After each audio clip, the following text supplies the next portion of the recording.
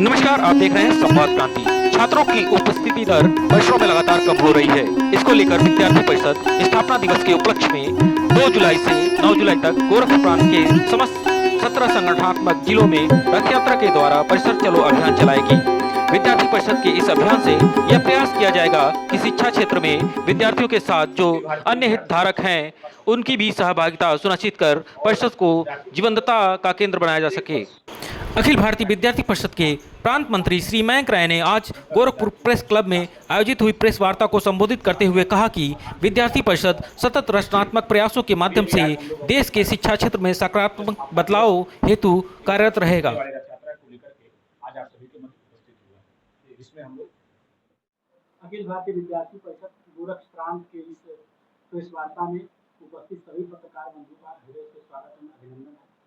हम सबके बीच गोरख प्रांत के प्रांत मंत्री श्री मयंक राय जी उपस्थित हैं एवं गोरख प्रांत के प्रांत सहमंत्री एवं रथ यात्रा के संयोजक श्री अर्पित कसौधन जी उपस्थित हैं। हमारे बीच बहन संपदा द्विवेदी जो गोरखपुर महानगर की सहमंत्री है उपस्थित हैं। मैं चंद्रपाल सिंह यादव प्रांत कार्यकारी सदस्य गोरक्ष। अब मैं विषय रखने हेतु प्रांत मंत्री आदरणीय मयंक राय जी का आग्रह करता हूँ। नमस्ते सभी को। अखिल भारतीय विद्यार्थी परिषद विश्व का सबसे बड़ा छात्र संगठन होने के नाते समाज में शिक्षा के क्षेत्र के साथ साथ सामाजिक विषयों पर हमेशा विद्यार्थी परिषद मुखर रही है।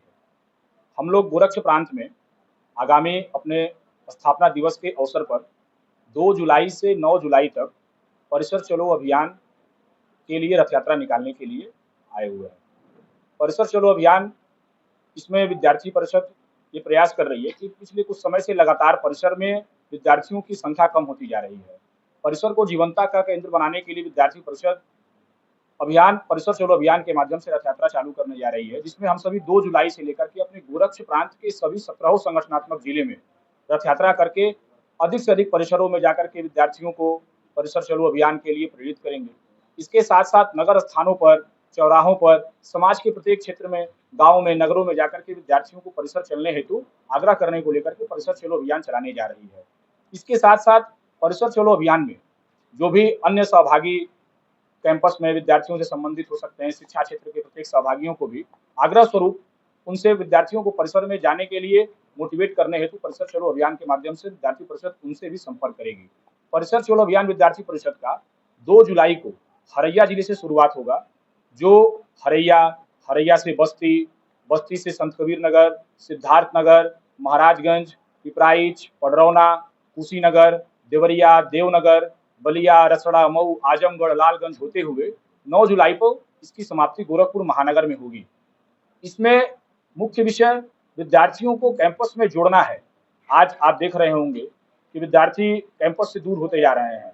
परीक्षा का वातावरण इस प्रकार से भय का वातावरण बना हुआ है।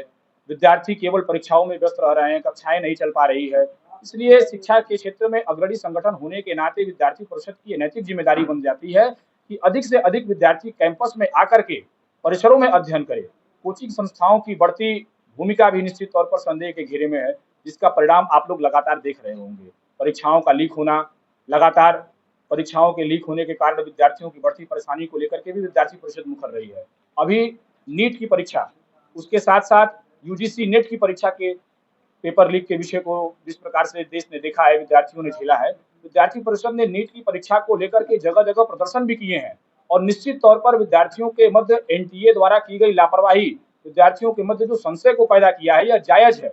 और विद्यार्थी परिषद ने भारत सरकार से यह मांग की है कि एनटीए की भूमिका की जांच हो और आने वाले समय में इस प्रकार की गलतियां न हो। आने वाले समय में विद्यार्थी परिषद यह मांग करती है सरकार से कि किसी विद्यार्थी को किसी तरह की परेशानी न हो।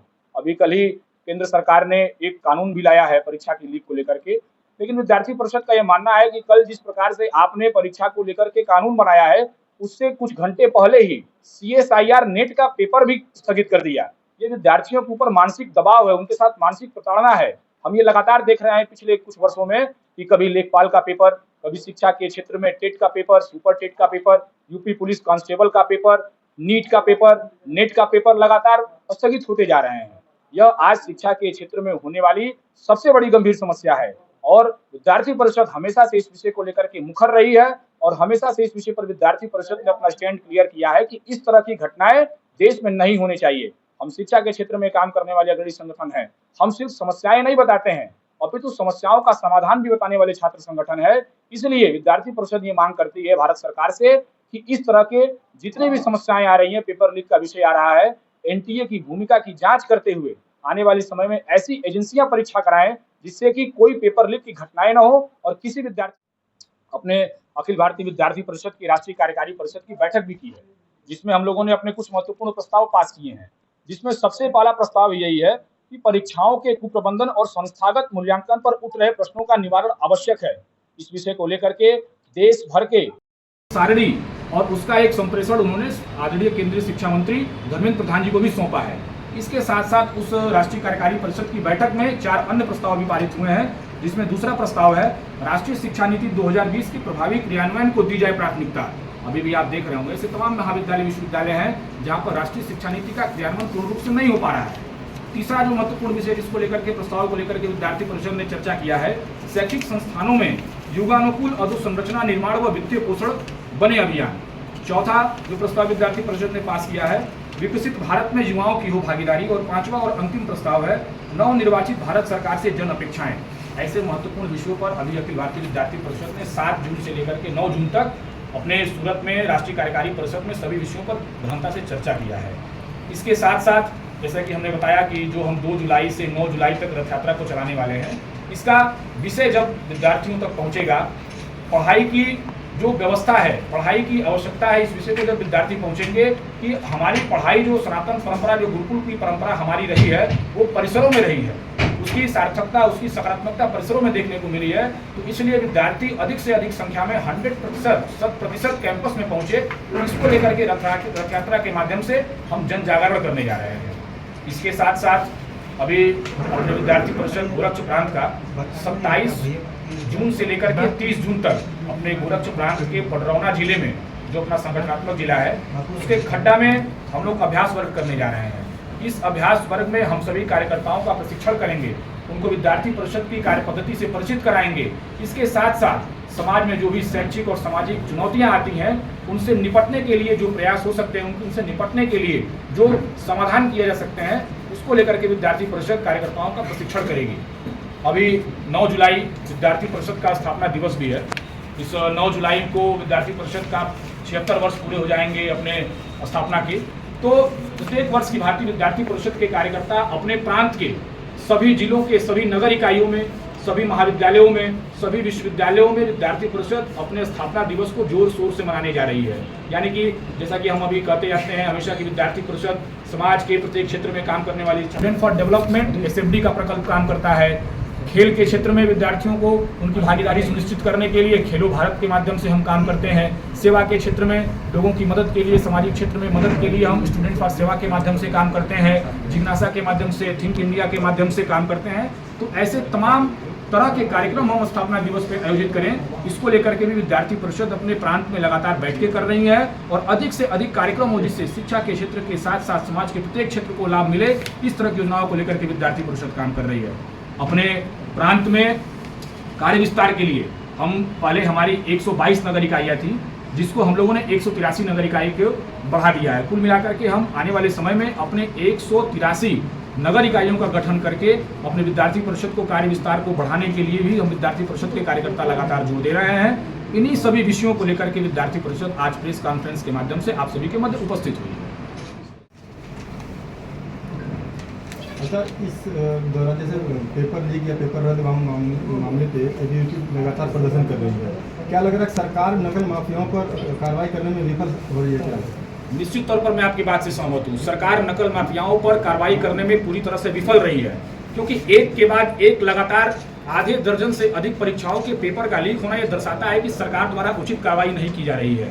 आज अभी एनटीए की बात मैं करता हूँ, एनटीए पर से विद्यार्थियों का भरोसा उठ चुका है। एक परीक्षा के लीक होने के बाद दूसरा परीक्षा का त्वरित लीक होना, तीसरे परीक्षा का परीक्षा होना कैंसिल कर देना, ये दिखाता है कि सरकार कठोर निर्णय लेने में पीछे है। हम विद्यार्थी परिषद के कार्यकर्ता ये मांग करते हैं, विद्यार्थी परिषद पूरे देश में मांग करती है कि जल्द से जल्द पेपर लीक पर कानून बनाने के साथ साथ उसका इम्प्लीमेंटेशन भी हो और आने वाले समय में भविष्य में कोई परीक्षा का पेपर लीक नहीं होना चाहिए, किसी विद्यार्थी का अन्याय नहीं होना चाहिए।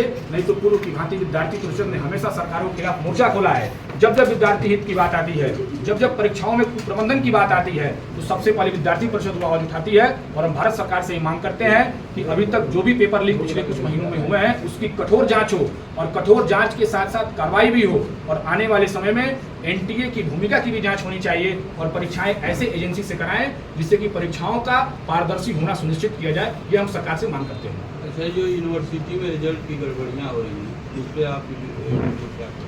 इस विषय को लेकर के भी हम लोगों ने कुलपति से और कुल सचिव परीक्षा नियंत्रक इन तीनों लोगों से बातचीत किया है। इसमें भी अगर हम देखते हैं तो कुप्रबंधन ही विषय बाहर निकल कर आता है, क्योंकि कॉलेजों से रिजल्ट जो उनकी रिजल्ट होता है वो विश्वविद्यालय को भेज दिया जाता है। लेकिन कहीं अगर हम कहें कि जो जिम्मेदार हैं वहाँ पर, जिनको परीक्षाओं का रिजल्ट ठीक प्रकार से जिस एजेंसी को काम दिया गया है, वो एजेंसी पूरी तरह से लापरवाही कर रही है। परीक्षा का परिणाम देर से आना, परिणाम आने के बाद अधिक से अधिक विद्यार्थियों का त्रुटिपूर्ण रिजल्ट आना, ये निश्चित तौर पर ये सोचने वाला विषय है। इसमें विश्वविद्यालय प्रशासन को आगे आकर के ऐसी लापरवाही करने वाले एजेंसी के साथ साथ ऐसे कर्मचारियों पर भी कार्रवाई करनी चाहिए, जिससे कि आने वाले समय में किसी विद्यार्थी को किसी कुप्रबंधन का शिकार न होना पड़े। विद्यार्थी परिषद का क्या कदम है? विद्यार्थी परिषद ने इसको लेकर के लगातार आवाज उठाया है। कुलपति से, परीक्षा नियंत्रक से ज्ञापन देकर के, उनसे वार्ता करके जो समस्याएं आई हैं उन समस्याओं के समाधान के लिए विद्यार्थी परिषद सदैव मुखर भी रहा है, बातचीत भी किया है। और कुछ निश्चित तौर पर पिछले की भांति अगर हम देखें तो कुछ सुधार भी देखने को मिला है, लेकिन अभी भी 100% सुधार न होने तक विद्यार्थी परिषद लगातार विश्वविद्यालय प्रशासन से वार्ता कर रहा है। आवश्यकता पड़ने पर हम आंदोलन प्रदर्शन को भी बाध्य होंगे।